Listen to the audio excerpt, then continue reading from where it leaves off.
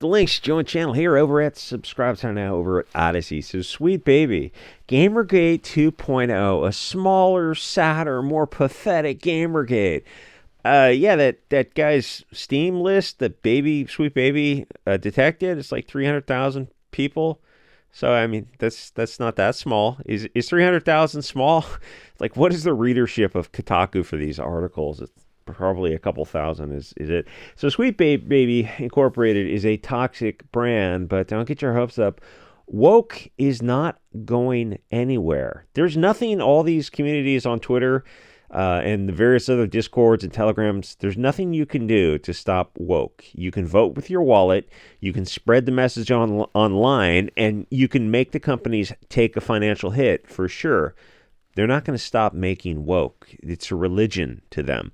I keep saying that, and eventually, it's the Sherlock Holmes thing. When you throw out everything that's impossible, the stuff you're left with, you really have to take a close look at. People don't want to believe that a $1 trillion industry has people in charge of $100 billion corporations who have a religious belief akin to Jim Jones in South America making up Kool-Aid. So first of all, everything sucks now in comics, movies, and games. Whatever. It's all crap, and it's never going to improve. So you might as well abandon it all and form militias and go get some exercise. My voice is a little bit rough. I was cat sitting for a week, and this cat liked to try to sleep on my face. I'm allergic to cats, but it was worth it. That cat was so sweet. So the left wing really wants you to be forced to watch propaganda. In fact, they really get triggered when people say that they're not on board the woke games. And the best way to deal with them is to be polite and just kind of shrug your shoulders like, I guess we'll just have to agree to disagree. We have a different value system. And if you took away ad hominems and deflections and appeals to emotion, every, logical fallacy, argumentative fallacy away from them, they wouldn't know what to do with themselves because they don't know how to actually talk to people. Their whole argument is based in personal attacks because what can they say? Eventually, everything they do actually is propaganda. So what happened is companies make games. Then this globalist propagandist Sweet Baby type of company comes along and makes everyone gay, fat, ugly, and then race swaps out all the beautiful fair-skinned people for dark. Oh, and the other thing is they say with the trans issue is throwing a monkey wrench into the gears because I guess that's wooden shoes into the gears. You know what I mean? Sabots, right? Because they go, representation, and now a video game, a two-dimensional image is kind of a little bit tricky because you're saying, in case you're not following the whole BLT stuff, a trans, externally at least, is a person of one sex who dresses like the other sex. And there might be more internally going on, but visually that's what the outsider can see on a video game. So you go, okay, so you want a trans character in the game, so it's like it's very clearly going to be one sex dressed as the other sex. How do you draw that without? So what they do? Because obviously it's like, okay, you've got a man in a dress. It looks a little bit odd. I'm not sure the gamer's going to be on board with that. It's like, is this really necessary? Well, none of this is necessary, but they're going to do it anyway. So the thing with that is, so what they do as a compromise is they make the women really ugly, and you've seen this in the past several years of video games where they compare like Japanese, Korean, though it's coming for Japan too. Japanese, Korean, and American games. You look at the American games, and the chicks are looking a little masculine, a little chubby sometimes. Everything is they're just a little bit overweight, and there's a little less shape to the body. And you look at them, it's like, this isn't a beautiful thing. This isn't beautiful people doing beautiful things. Can we get stuff more like Japan and Korea? No, those people are like Nazis or like whatever. Yeah, that's exactly what we want. So, what happened was gamers were noticing these really lame games and noted that Sweet Baby was involved with them, and they simply didn't want to buy them. If you don't like my politics, don't buy my comics moment with Kelly Sue DeConnick from like 7 years ago now, I think, when she was doing that interview. And then very recently she comes out and does another interview, and she goes, yeah, the industry's in trouble, and people just keep playing that clip. It's like, what were you thinking back then in 2015, whenever you did that interview. It's like, what was going through your mind? Because were things that great in 2016, whatever? So this guy makes a list of Sweet Baby games, and he just says Sweet Baby detected, so people can be safe from globalist cancer. Gamers need safe spaces also. It shouldn't be a big deal, caveat emptor. It's good to be educated and never support commies unless it's to teach applied physics lessons that the Earth's acceleration is 9.8 meters per second squared. It should make you very curious that these Soros-funded groups are... Oh, let me show you one of these articles. There's actually a bunch of these articles. I'm going to do it on the alt platforms because it's a little bit iffy. So I'm going to go through this on Odyssey. So these Soros-funded groups are writing articles about extremism in gaming, and the ADL and the government, Homeland Security, is focusing in on these wacky gamers. Gee, the ADL, which really is the government's Homeland Security, FBI, and these shadowy funded organizations, and there's like a half a dozen of these organizations where you look at the holding company, the umbrella company, and they're like, look, it's not funded by a Fink investment. You go, but the company that owns the company is. Oh, I didn't look one step up. Yeah, because you didn't want to look one step up. So the thing is, games are not an issue. Chicago had 1,000 people deleted last year, just in Chicago. You notice that doesn't get any coverage at all, but there are groups of globalists who are furiously writing articles about right-wing video game players. These kind of articles are not meant for you to read. They're meant to be referred to by the ADL, SPLC, ACLU. They're this circular... actually, Tim Pool had a good talk about it. I know he's milquetoast fence Tim Pool. These circular referential articles where the ADL, they reference the ADL for a bunch of these. They reference each other, and you go... But these are just opinions. These are all just opinion pieces.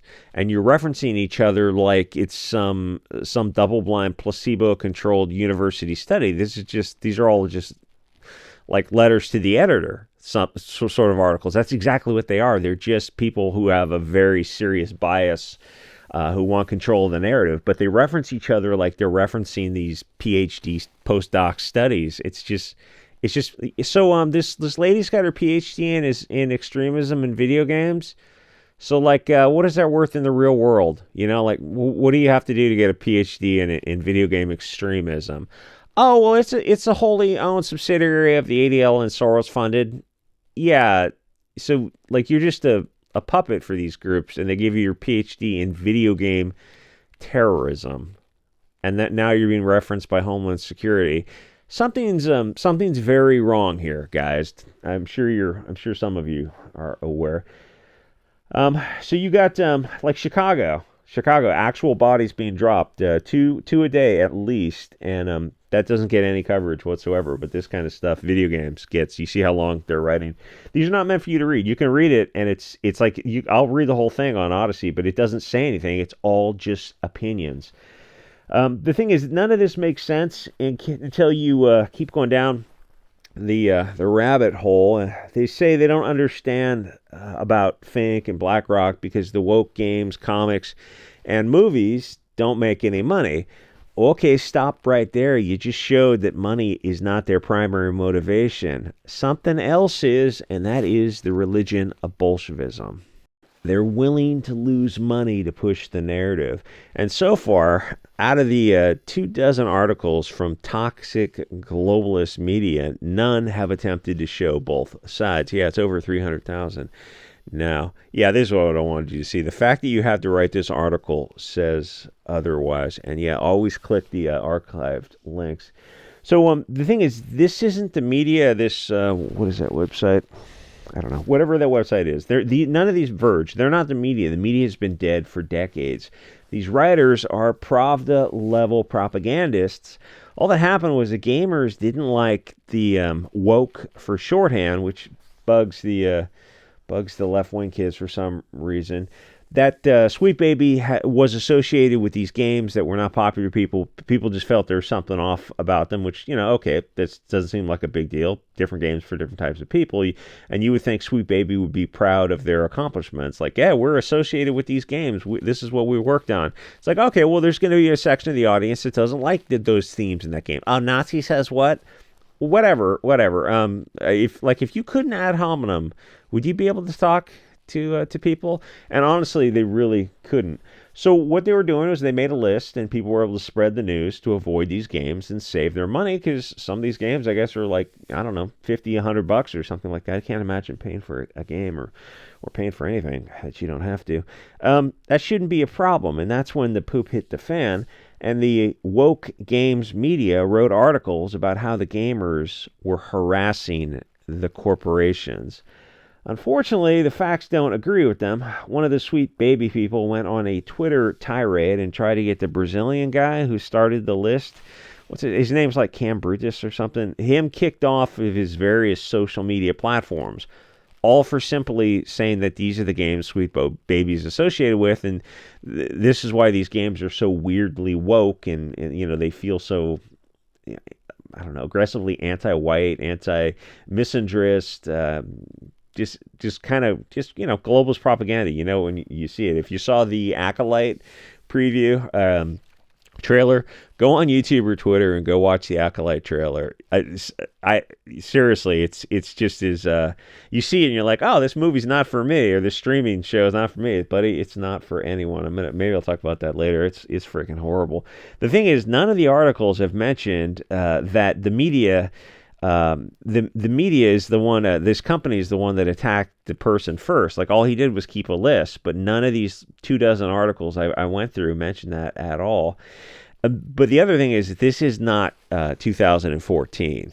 The difference now is, it's not that people temporarily don't trust the media as if that trust is going to come back. It's like the people who don't trust the Walensky at the CDC or whoever all those other people, that branch of industry, that trust is gone forever. It's beyond that. It's like all the mainstream media has lost something, and it's never coming back. It would be like if a steakhouse started selling fast food. You're not going to fool anyone. Same thing happened with Hollywood, especially Star Wars and Marvel owned by Disney, is that people know that both those things in Disney, whatever Disney is dealing with, people know all of Disney is over. So anyway, the video games media circled the wagons because they're panicked that people are not on board the propaganda anymore. And the majority of gamers are not globalists. The media is. And this is where you have to get a little, I don't know, it's not passive aggressive. It's a little passive slippery, where you go like, it's okay to have different values. And maybe it's better to frame it as that games and stories that make sense are organic because they're based on tribe and family connections. The stories that people, you're probably more familiar with European mythology, but really stories around the world, whether there's some good Chinese stories, Arab stories, Indian stories, but they're all tribal based, family, nationalist, roughly, but really more family-based stories. The family is the core of the story. You're fighting for something that matters to you. You're not fighting for strangers. That's why these woke stories don't work, because it's all just Bolshevik found family. It's like, you're not going to sacrifice for a stranger. It's like what the West is turning into, where it's America is just Chase Bank America, and one day it'll go to war with Google country, Western France or something. It's like they're not really countries anymore. They're just economic zones run by NGOs, which is, that's happening right now. That's why I say foreign militias. But in storytelling, it falls apart. I'm really glad nobody on the left is. I'm totally serious about that. Nobody on the left is listening to these articles. It fails in stories because you go like, yeah, I'm not going to sacrifice for some that's why the military is having such a hard time recruiting now, because people looking at like, so what exactly are you fighting for? Like, the country hates half the country hates the Constitution and hates civil rights and hates free speech and wants to take gun rights away from veterans. None of this is it's better to stay home. It's better to be in prison than to go fight a foreign war.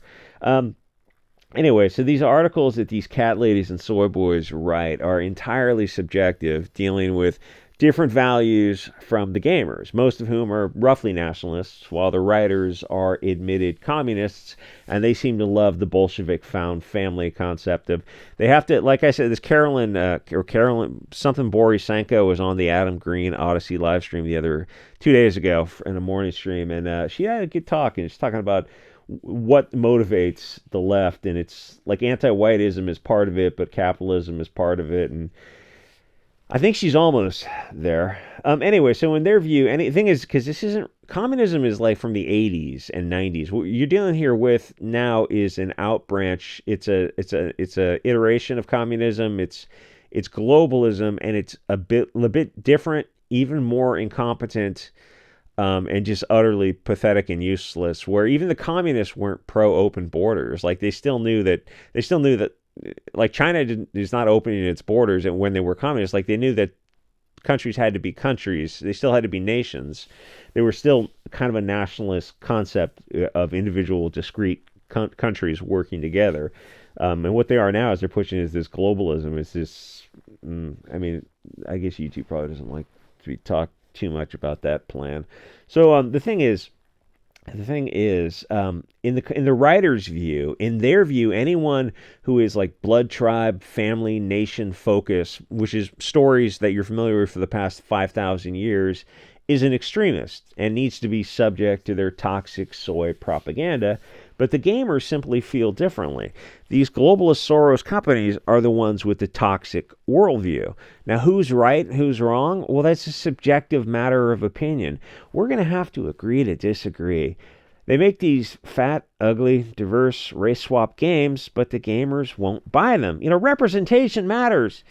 Yeah, we want to see ourselves on a stream. We're not BLT.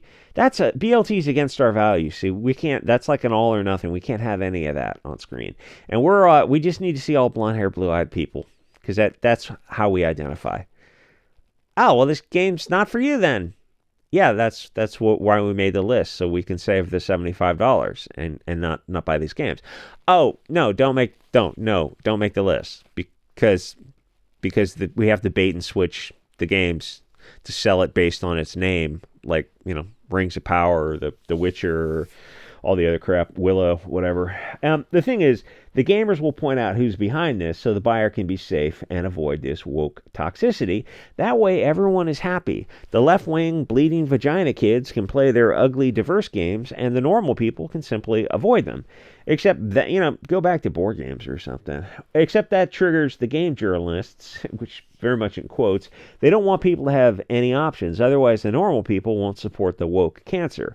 Anyway, so reading their articles, and I do enjoy reading their articles. It's fun to read propaganda where it's just double speak for paragraph on endless paragraph where it seems like they're paid by the word or something. It's all appeal to emotion written by literal anti-white Bolsheviks. The left wing doesn't like it when the people have free speech to counter the corporate narrative. They hate decentralized parallel networks. They want a centralized hierarchy where a Larry Fink character can subvert and corrupt it. The commie kids, the cat ladies, think they know better than you about the stories you want. That's a common theme of the left, of knowing what is good for you. It's freaking bizarre. It's like these people who are on a dozen medications and have thoughts of self-harm every day, except they know how to run a political system. The gamers don't have to explain why they don't like the woke games. They don't have to justify it to anyone. We have an entirely different worldview. Radicalization and extremism to them is misogyny, but they never define it. The left has a fear of defining anything. So we politely say that we don't see any misogyny, but there is misandry. They disagree, and we disagree. We're at an impasse because the whole thing is subjective. They do the same thing with racism. They feel it only goes one way. We disagree. We see that the real issue now is anti-white racism. They won't address their own toxic anti-white community. So again, we're at an impasse. It's all appeals to emotion on both sides.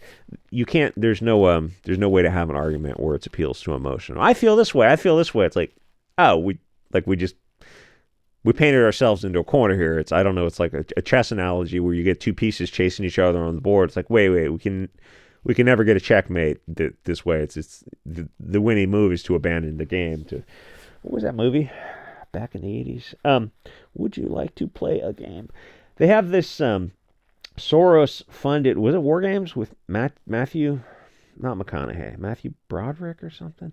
They have a Soros funded group called Extremism in Gaming Research Network, where they write articles that are just nonsense opinion pieces. I read the articles. Their argument doesn't reach logically to its conclusion. It's Frankfurt School nonsense.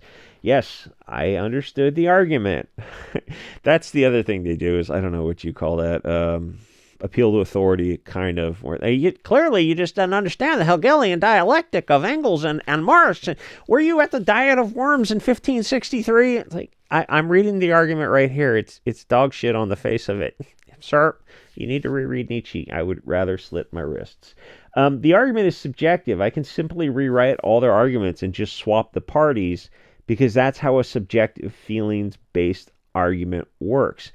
I can write articles on my Substack about anti-white, Soros-funded globalist extremists. The whole thing is childish, emotional appeals, but the left wing is trying to actually seize power and take rights away, which is why all this is a little bit an issue. Oh, thanks. Some people subbed up to the Substack, subscribe to the Substack.